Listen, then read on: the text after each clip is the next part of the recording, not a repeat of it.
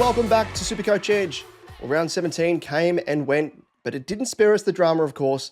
We had popular defensive premo in Whitfield ruled out from concussion, whilst Geelong pulled their, usual shit with Bazlenka a late out. But the round will be known as the one where the perennial pest of a coach to all SuperCoachers out there in Bevo, giving a shout out to the SuperCoach community during his press conference when asked about how he switched Bailey Dale from his usual position off half back. And I guess, wreaked havoc on the usual when it comes to SuperCoach. So this is what he had to say. So the SuperCoach community will be hard on me again. Tip of the cap to you indeed, Bevo. We see him and he sees us right back. It's breaking the fourth wall in a sense. Very, very meta of you indeed. And as Millhouse says, we're through the looking glass here, people. That we are indeed. But before we get stuck into things, of course, if you're not following us across our social channels, you can do so via, of course, on YouTube. Just simply search SuperCoach Edge. And don't forget, of course, to like and subscribe to be notified of when our content does drop from week to week. On Twitter, at SuperCoach_Edge. You can find myself at DamoJ88. Liam, you can find at LiamEvans_95. Facebook, Insta, TikTok. Just search SuperCoach Edge and you'll find us there.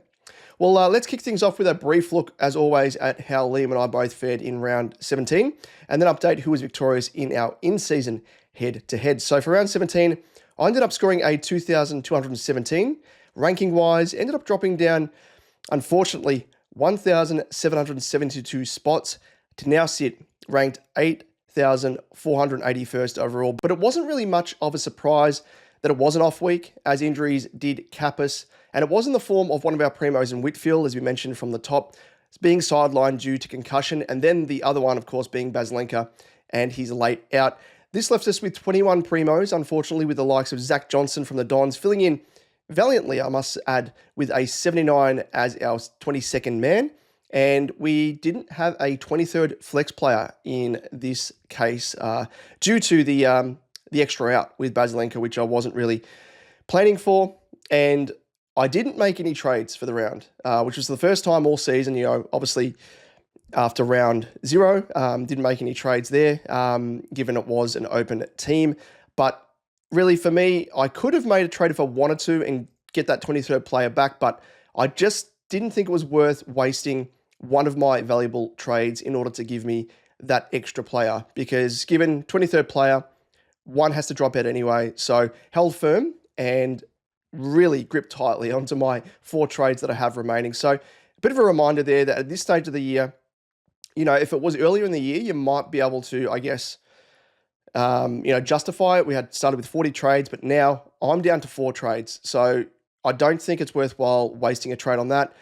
And that would be in the form of, I guess, boosting my bench in order to cover for Bazlenka. It's just not worth it because those trades are valuable and they are for long-term injuries, one of which we will talk about in a moment during the trade discussion. So let's go through Liam and how he scored. But of course, if you want to hear, I guess, what my thoughts are heading into round 18, of course, you can head across to YouTube. You can check it out also on the audio podcast side of things as well via my team talk episode where I chat about my trade plans for the coming round. And of course, anything else strategic-wise as well that I do touch on. So go and check that out if you haven't already. But Liam, he ended up scoring, believe it or not, and I think this is the first time this has happened in SuperCoach Edge history. I can't remember the last time this has happened. But he actually scored the exact same as me. So we ended up with a draw, believe it or not. 2,217. Ranking-wise, he's still around about the same mark, 36,059th. Not the best season, but as I've always said, doesn't matter what stage of the season, you can always come back. And the fact that he's been, struggling for head-to-head wins and stuff, he's actually done pretty well to level with me with a draw this week. So, as I said, I can't remember the last time this has happened. So we'll have to delve back into the archives and find that one out. But if you can remember, and you have been listening to us across the 5 seasons that we've been going with SuperCoach Edge, let us know because this is a unique week. But now it is time for that part of the show to unveil our wrap-up of the week in parody song form, of course, with the round remix. Captain Loophole, double score dream, best 18 heroes, that's the ultimate scheme. SuperCoach hustle, points on the board, every player stats like a secret hoard. But now is the time to get Coach Edge round remix. Round remix. Each week we hit play on a parody song which best summarizes the round that was. Now, this round's remix is one that is a special tribute to one coach we talk about often in SuperCoach and often on SuperCoach Edge. One who was normally the villain, who has a penchant for switching players around willy-nilly, sometimes in the most ridiculous of ways, much to our detriment as owners. Yes, we are of course referring to Bevo, who we spoke about in the intro, and his use of playing Ballydale up forward and across the wing, and just not really in his usual position where he does his best piggery off halfback. But best yet is the fact that he was so meta about it, gave a shout out to the SuperCoach community by saying, the SuperCoach community will be hard on me again. And that they were, Bevo, that they were, after shifting Dale out of his usual position off halfback. So let's press play on what's titled Bevo Bites Back.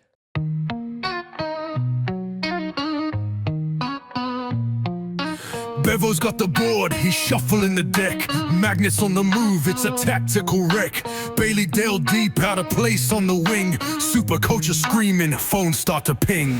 Throwing the magnets, chaos on the ground. Bevo's wild vision got the team spinning around. SuperCoach squads in a world of dismay. Bailey out of position, dreams slip away. Halfback maestro now lost in the fog. Dale in the wrong spot, can't chase the dog. Bevo's master plan, or just a big yes. Fans in the stands, pounding their chest. Mad scientist vibes, he's twisting the game. Strategic roulette, but the crowd feels the pain. Stats in the gutter, points going astray. SuperCoachers cussing, not again today. Throwing the magnets, chaos on the ground. Bevo's wild vision got the team spinning around. SuperCoach squads in a world of dismay.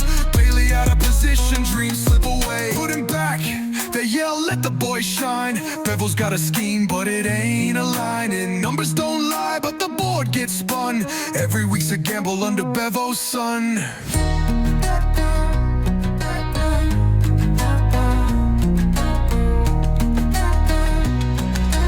Bailey out of position, dreams slip away. Throwing the magnets, chaos on the ground. Bevo's wild vision got the team spinning around. SuperCoach squads in a world of dismay. Bailey out of position, dreams slip away. Put him back, they yell, let the boy shine. Bevo's got a scheme, but it ain't aligning. Numbers don't lie, but the board gets spun. Every week's a gamble under Bevo's sun. Bit of a different, I guess, style of song. We have had a couple of rap songs in recent times, but I just feel as though this was appropriate. A bit of a clap back at Bevo and just summarise him as a coach, because I don't think we've really touched on him too much this season. So it was an ample time to do so. Let us know, of course, your thoughts on this track in comparison to others in the comment section down below if you are watching us on YouTube. And hit us up on Twitter, Facebook, and in our Discord as well. Always keen to hear your thoughts and feedback on these round remixes. Now, with round 18 on the horizon, it's ample time to talk about all things trades with The Price is Right. The price is right. The price is wrong, bitch.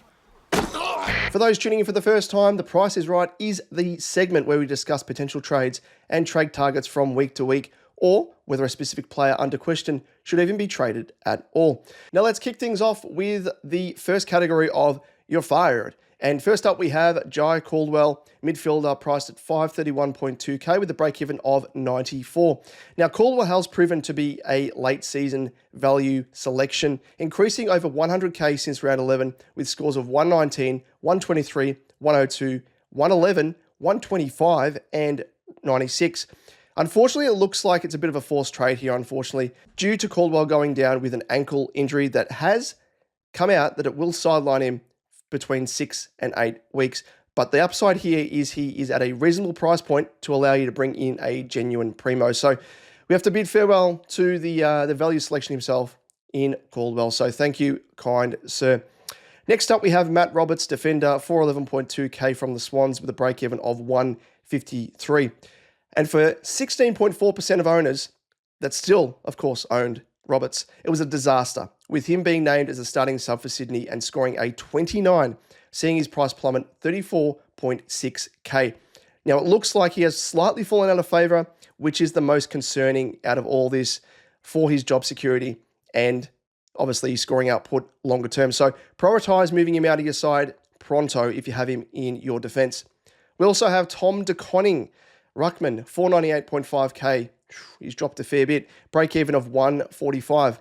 And it's been a fall from grace for TDK with scores of 76, 85 and 66 in his past 3 games, which has seen his price slashed 61k over the past 2 weeks alone. This has largely come off the back of poor form, but also having to share the ruck with Pitnet and otherwise being camped forward. With such a large break-even, and Voss actually come out and confirming in his presser that TDK will be required to play larger stints up forward, it confirms the worst fears for current owners.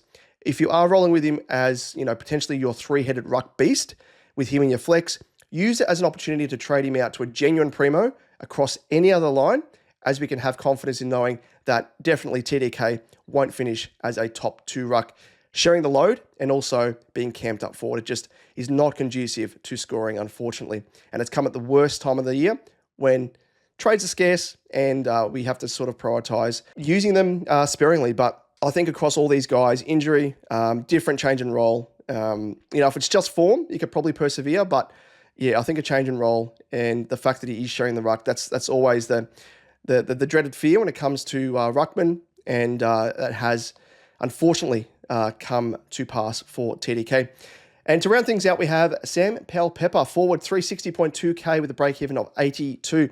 And he was, of course, one of the better cash cows to start the season, but has now been ruled out for the season, unfortunately, with an ACL tear on his opposite knee to the one that he just returned from, unfortunately.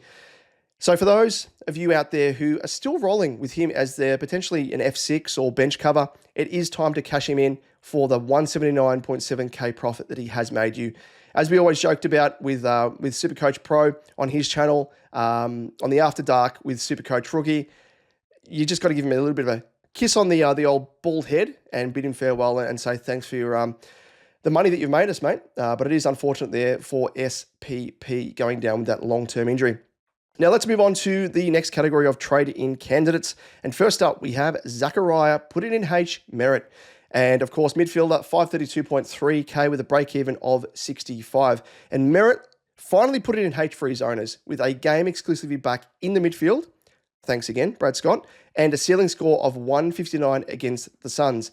Now, the return to the midfield also looks to be an even more of a certainty longer term, with Caldwell, of course, being ruled out for 6 to 8 weeks.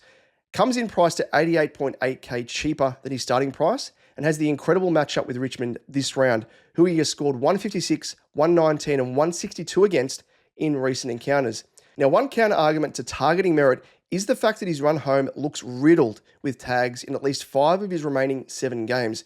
We have the Giants and Bedford in round 19, the Swans and James Jordan in round 21, Geelong and Mark O'Connor in round 22, and the Saints and Marcus Winhager in round 23, and then potentially as well, Carlton and Alex Chincotta in round 24, the grand final round, of course, for SuperCoach. Is it worth the risk? We'll leave that up to you. For me personally, I was looking at him very, very closely until I had a look at his upcoming games, and it's given me the slight heebie-jeebies. Outside of the fact that he will probably come out and smash Richmond to a pulp, but I think that will be countered by the fact that he's going to be facing a lot of these tags. We know that he's been thrown around the ground as well, but if they do that, if Brad Scott does that in order to sort of avoid tags, we do know that he does sort of take a hit in terms of his scoring when he's not played in the midfield. So for me personally, I'm avoiding, but if you want to take the risk, if you've already got the likes of, Rosie, Butters, Bont, all the big dogs, even a Goulden, you might, I guess, afford to take the risk with Zach Merritt.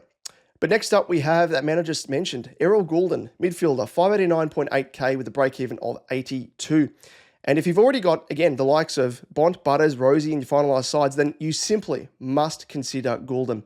He scored 95, 146 and 122 now in his 3 return games. Now, he is at a 3.3% ownership, which makes him an extreme pot option, especially for those shopping for that specific criteria to differentiate their teams and potentially get an edge over the competition in the overall ranks, of course, or their head-to-head league opponents. So consider him strongly.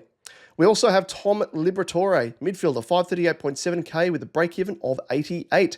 And after reaching a peak price of 595.2k back in round 11, a brief shift to playing off halfback saw his scores dip. Again, thank you, Bevo. And those scores were 74 and 97. and that saw his price plummet. But following an injury to Treloar in recent rounds, he was able to get back to his high scoring with 113 and 171 in 2 of his past 3 games. With Libba ruled out for virtually the entirety of the home and away season, we can guarantee Libba will be back at the coalface, busting out scores that saw him average 119.2 in his first 11 games of the season. Currently is the 3rd best scoring mid for the season, yet is, funnily enough, priced as the 22nd most expensive mid currently. So when we're talking about value, he is extreme value. To get someone of his scoring prowess, his great average, big ceilings, high floor, he is someone that I think you should strongly consider, especially at that decreased price point there. We also have Connor Rozee, defender mid, 563.7k with a break-even of 53. And we spoke of Rozee last week coming in to his matchup with the Lions, and he would have been rewarding those new owners with a score of 131. As a result, he went up 15.9k in price. However, he still presents extreme value given his output and the fact that he is a valuable DPP player as that defender midfielder that can provide cover across 2 areas of your side. This round, he faces the Eagles as well, who he has scored 114, 126, and 153 against in his recent games. So when we're talking about primos to fill a vacant D6 or M8, you'll be bringing in one that is sitting on the top shelf. And personally, I like to always reach for the top shelf. He's going to be, I think, finishing as a definitive top 6 defender and a top 8 midfielder, just with that plum role that he has off halfback. And on top of that, he also avoids the tags by and large due to the fact that Butters is back in the team. Butters is the number 1 tag candidate, and that just means that Rozee can roam free and do his thing. So I'm a massive, massive fan of Connor Rozee, and sneak peek, he's coming into my team this week. We also have Isaac Rankin, mid forward, 469.6k with a break-even of 48. Now, Rankin comes in as another value player alongside Libba, as he is ranked the best scoring forward and comes in at 52k cheaper than his starting price, despite reaching a season-high price of 542.8k in round 10. And whilst he has scored a welcome 131 on the weekend, always good to see, his ceiling scores have been few and far between, with only 5 scores above 100 in 16 games. But he makes up for that in terms of his consistent high floor scores, with his lowest score across the season being a 62, which is not good enough. However, the next worst being 81. So a real high floor that he can provide you, which is ultra important. We always mention when it comes to head-to-head matchups in your leagues. Of course, has that DPP coverage as well that is super important this time of season when trades are dwindling and injury niggles and suspensions can wreak havoc on your side. And alongside him, we also have as an option Colby McKercher, defender mid, 468.1k with a break-even of 47. And he was an extreme bargain back in round 13 coming out of his bye when he was priced at 331.1k. That is just so juicy. And has since then scored 144, 60, 96, 108, and 123 in that time. This scoring has largely come off the back of being cemented back in that plum role off halfback. And also, a large factor contributing to this rise in scoring is due to him being given a large share of kick-ins alongside Caleb Daniels. So he's had, since being returned to that halfback role, he's had 27 kick-ins to Daniels' 32. So quite even there, and you just love that because it's a bit of a cheat code when it comes to SuperCoach, getting those extra points with kick-ins. And with such a low break-even that he currently has, he is bound to increase in price again and presents as value despite having already increased in price across the past 5 weeks. We also have the buttery one himself, Zachariah Butters, or Zach Butters, midfield, 597.2k with a break-even of 118. And the buttery one has been the picture of consistency all season, with just 1 score below 100 across 13 games for an average of 119.8. He comes in 51.7k cheaper than his starting price and is an absolute bargain. So if you have yet to own this premo, make sure you strongly consider bringing him in. Faces the Eagles, of course, as well this round alongside Rozee, so it could be another ceiling game for the buttery one. And to round things out for this category, we have Jack McRae, mid-forward, 519.2k with a break-even of 101. And most owners jumped off him when he sustained that punctured lung back in round 10, but since then, his ownership has risen again from 35.7% to 41.4%. And since returning, he has started flashing his ceiling again with scores of 87, 131, 91, and 116, with the second best 3-round average of any forward with 112.7. So in some really good recent form. Will he finish as a top 6 averaging forward, you ask? Well, he is certainly on track, sitting third behind Bazlenka and Luke Jackson in terms of average. So really love that. I personally kept hold of Jack Macrae over Horne-Francis. I'm thankful that I made that move between those two because there were some coaches out there that did the opposite. And Horne-Francis has had that shoulder niggle, so very unlucky there. But if you are looking for someone to really round out your forward line, top 6 averaging forward to end the year, look no further than Jack Macrae. And to round things out for this segment is on the bubble. Now, there's only 2 rookies that are on the bubble here, a couple of rookies that are coming off one game, and we will, of course, chat about them next week. But on the bubble, we have Job Shanahan, forward, 113.5k with a break-even of -83. Has impressed across his first 2 games with scores of 56 and 94, and should maintain his spot in the Eagles side, given Waterman and Oscar Allen are both out for the season. So don't mind him as an option. If you need to downgrade to a rookie, he should play. He should provide you cover off the bench if need be. Key position player, probably won't be the most reliable in his scoring, already having a 56 and 94.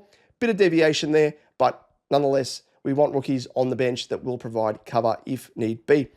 And we also have Will Dawson, defender, 143.3k from the Kangaroos with a break-even of -30. Scored decently for a key position defender with a 51 and 64 in his first 2 games. But, however, the likes of Comben, McDonald and Core, all on the cusp of returning. His spot in the side already looks a little bit shaky and might actually even be out of the team this round. We'll just have to wait and see when team selection does drop. But now, though, is time to whack on the old captain's hat and say, I'm the captain now. Look at me. I'm the captain now. I'm the captain now. We chat about the best VC and C options that you've got for the upcoming round of SuperCoach. As always, we've scrounged through the data and found the best 5 options for you to consider and narrowed it down to these options who are among our best. Now we have first up Nicky Dacos, and little Nicky, he continued his solid run of form with a 127 against Carlton after scores of 131 and 157 in recent weeks. He now faces the Suns, who he has scored 116, 149 and 75 against in his past 3. Now, believe it or not, in terms of matchups, the Suns are conceding the most points to opposition inside mids over their past 5 games, and second most across the entirety of the season. You combine that with his form, the plum matchup, it could be a day out for little Nicky D. So consider him strongly. We also have Zachariah Merritt, and Merritt now gets the chance to score just as high as he did on the weekend against the Suns with a matchup against Richmond. As we mentioned earlier, a side he has scored 156, 119 and 162 against in his last 3. Now, even better for Merritt is Richmond are the 5th best side that he averages against with a 112.3. So really do factor in Zach Merritt if you do own him. And we have as well another Zach in Zach Butters. Now, Butters gets his turn with the Eagles this week, and whilst his recent 3 games don't scream pick me, with scores of 117, 94 and 58, his scoring across the season does, with a ton in every one of his 13 games, bar 1.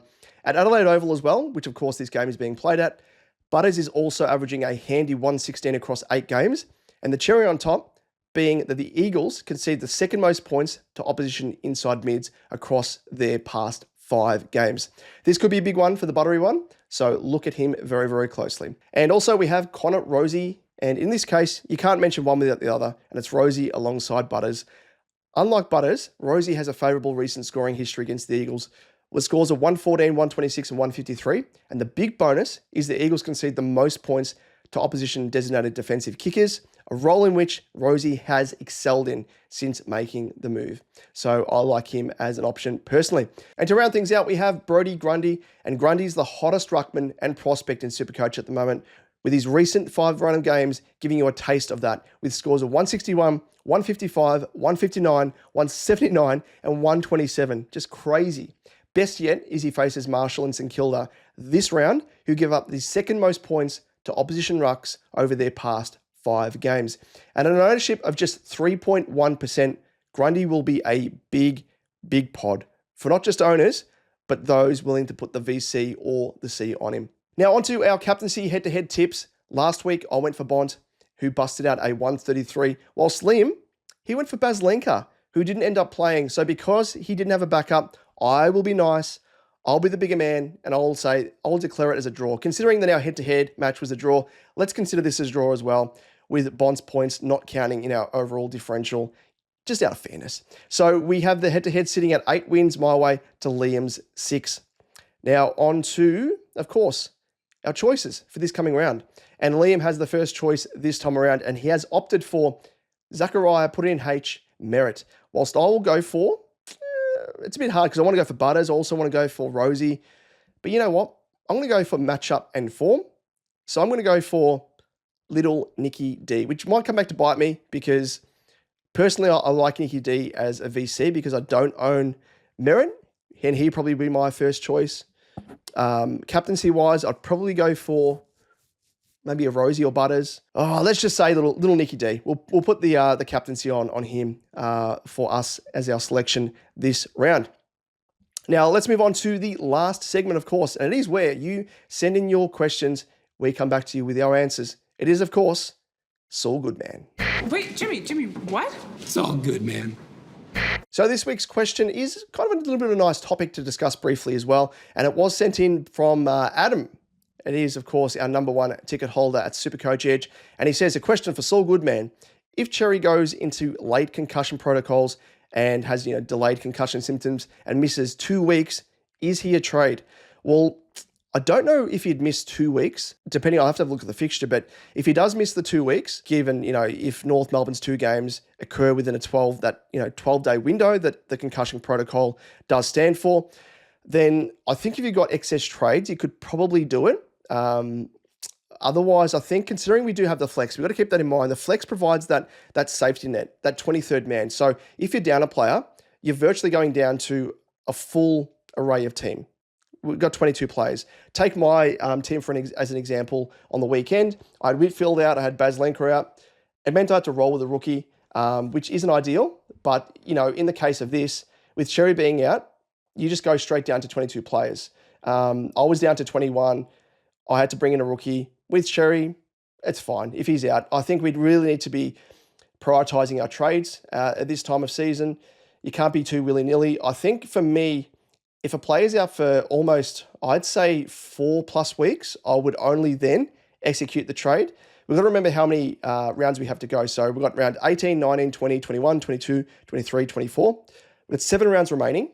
And for me personally, to feel secure, I kind of want at least half a trade averaged out per round. So you want at least half the number of trades lined up to the number of rounds remaining, if that makes sense. So, 7 rounds remaining, or when it was 8 rounds remaining, easy way to look at it. If you've got 4 trades, you've got half a trade per round. I like to sort of look at things like that. I'd love to have a trade per round, but it's probably a little bit too much and probably erring too far on the side of caution, where I think having this amount where it's, half a trade per week, personally, that's kind of what I go for. It's kind of on the edge, I think, of living dangerously, but also keeping some trades up your sleeve just in case you have some crazy injuries and suspensions late in the year. Happens every single year. We've seen it already with Caldwell. We've seen it with Whitfield being out through concussion, and of course, Bazlenka being a late out. So you need depth on the bench, and if you've got that, I think that's even a better feather in the cap to have, because then you don't really have to rely on trades being the only fallback for cover. So yeah, if you've got not the best, bench cover, and Cherry's going to be out for, 2 weeks, I think just grin and bear it. The flex is there for a reason this year. If it was any other season and we didn't have the flex, you'd probably have to say you might be able to justify it in a sense. But even if Cherry's out for a week, definitely do not use a trade. But again, it comes down to your team structure. There are teams out there with a 3-headed beast, with 3, ruckman, 1 in the flex, so on and so forth, which you can switch around, switch that flex ruckman into, Cherry's spot, for example, if Cherry's at R1 or R2, and get the cover that way. But yeah, it really is team dependent. But I think by and large, if it's only 2 weeks, I would just grin and bear it, hold your trades, because there will be other injuries that crop up that are, I guess, more important and need a bit more attention in comparison, and Caldwell is a definite example of that. But that's it. That is it for this episode. It brings us to the end of the show. But of course, before we go, don't forget to follow us on YouTube, simply search SuperCoach Edge. You'll find us there. And don't forget, of course, to like, subscribe, hit the notification bell as well to be notified of when our content does drop. On Twitter, you can find us at @SuperCoach_Edge. You can find myself at DamoJ88. Liam, you can find at LiamEvans_95. Facebook, Insta, TikTok, just at SuperCoach Edge, and you'll find us there. Apologies for the late, release of this episode. It's as you might have heard, and I've spoken about it in previous episodes. There are much more important things going on in my life at the moment. Especially Liam is quite busy, and he's actually preparing to take a little bit of a trip over to Japan. So lucky him. But there are things more important going on in the background at the moment. So I'm very, very lucky to get this episode done because it was very, very close to not happening. So I found a little bit of time to squeeze it in. So with that, thank you for your patience and really do appreciate all of your support in turn as well. So that rounds us out for round 17. Best of luck for the coming round, and we'll see you next week to do it all again. We'll see you then. Cheers.